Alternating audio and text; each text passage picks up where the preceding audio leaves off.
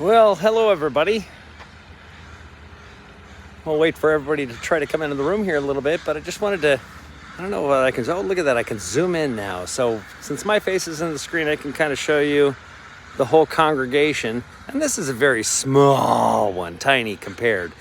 But they all just showed up tonight. And the funny thing is they followed me up. I walked about 2.5 miles and a massive group of them followed me. It was incredible. So something's going on. You can see them. They're just littering everywhere. And there's quite off in the distance, so you can't really...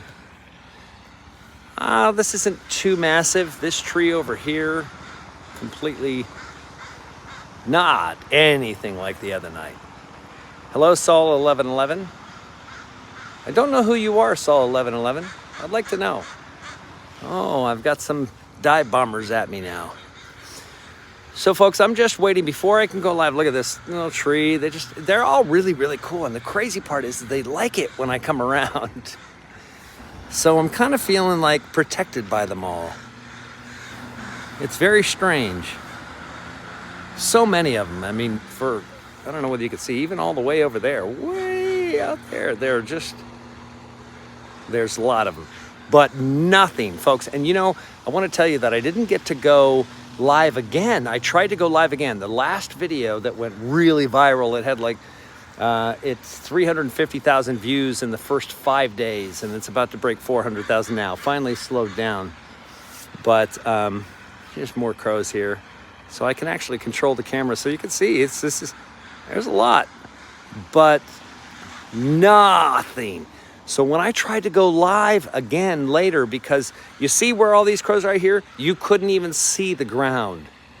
It was black.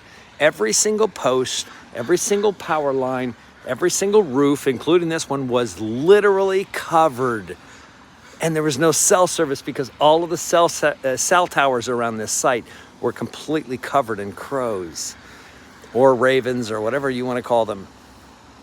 Hey, Maurice, good to see you. Sophia is wisdom. Miss KLM, good to see you as well. They're getting hungry, waiting to eat. It's not about that. So like I said, so you see this distance right off here. So right off there, right from that area, right there, there's a river every single day and every single night. And I mean a river of hundreds of thousands, maybe millions of crows that don't stop for 6 hours. Hey, Scrub. Yeah, it does remind me of the movie Birds. The last video was crazy. But look, you can see wait, can you see that way off in the distance? I mean, way off. There's literally oh, geez, can you see it? Do you see that blackness out there? That is a massive, it's not a cloud. You can't see it. It's so crazy. And they're starting to congregate now. Bigger groups are coming. So I'm just going to pay attention here and see, because they're coming from way far away, but they're all coming back to here. Hey, Donna, good to see you as well. Yeah, it's remarkable. And, this is a great little spot for them, I would guess. If you're going to congregate, this is the place to come, But I mean, and see, I come out here and now there's more. And I mean, I'm seeing this river. You can't see it. It's just, I can see that you can't see, even when I zoom in, you can't see it. There's a river of them. So this is probably going to get a little bit more crazy as we go. And this tree again, it's... Hold on. I'm zooming into the small tree. This one. It's covered. Good to see you. Anyway, so it's just amazing that something is going on. And, I've talked to so many people, including the researchers that actually have studied this very specific murder. It is the largest murder in North America. They've been studying it for a decade.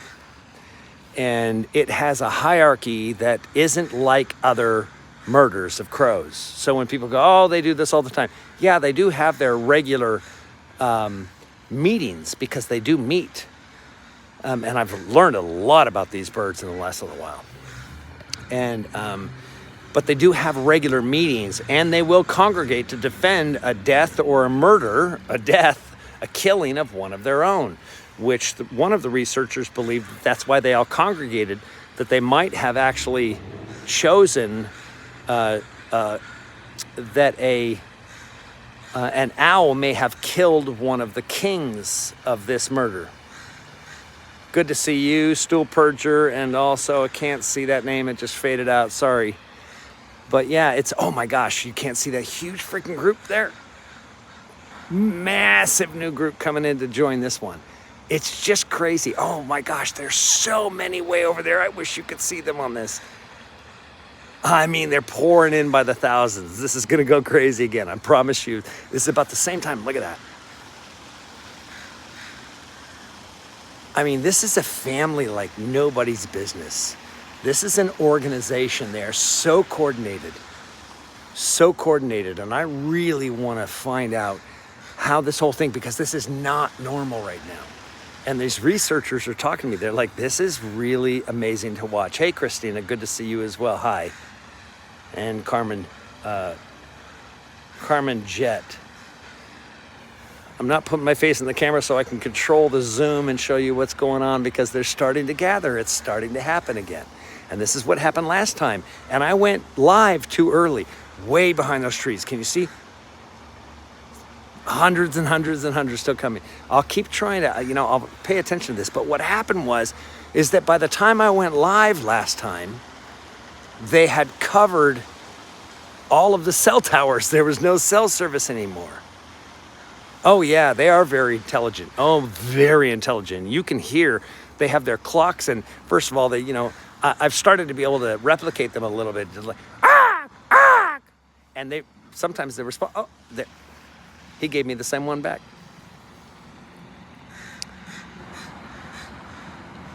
Yeah, they do many studies in this area with the crows because they're so prominent. It's just cool. I mean, that they just gather and they just wait around for like instructions. They're not foraging for food. Some are pecking at the ground and keeping themselves occupied. But I mean, many of them, let me try to zoom in here and keep the camera steady. Like that one right there. He's just sitting. He's waiting for whatever the hell he's supposed to do next. Yeah, and you say that they're migrating, but see, they really don't migrate from this area. They don't leave the area.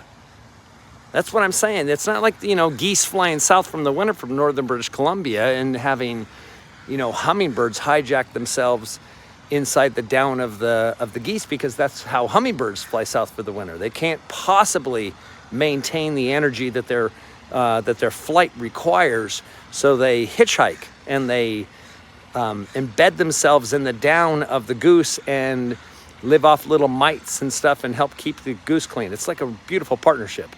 I don't know whether you knew that or not, but yeah, so this is crazy. No, I don't think it's necessarily an earthquake. I mean, what I've talked to these researchers and stuff is that this area became ignited possibly by something that happened here to one of their hierarchy. But at the same time, he did not discount magnetic pole shifts. He did not discount things. He was like, yeah, frequencies and birds are because they vibrate, because obviously with all of the feathers that they have, think about this, a shaman grabs a single feather from an eagle and he runs it over your body to feel the vibrations your body are giving off through the feather. The feathers of these birds here are incredibly sensitive to vibrations and frequencies.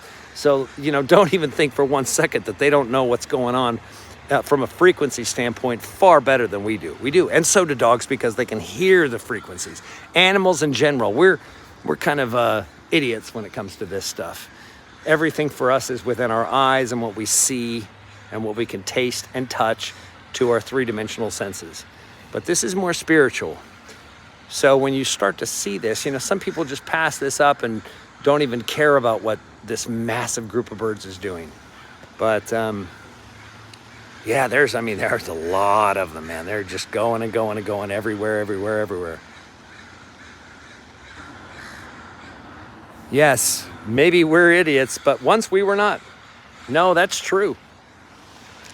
That is true. Well, this tree's getting a lot more full, so they're congregating.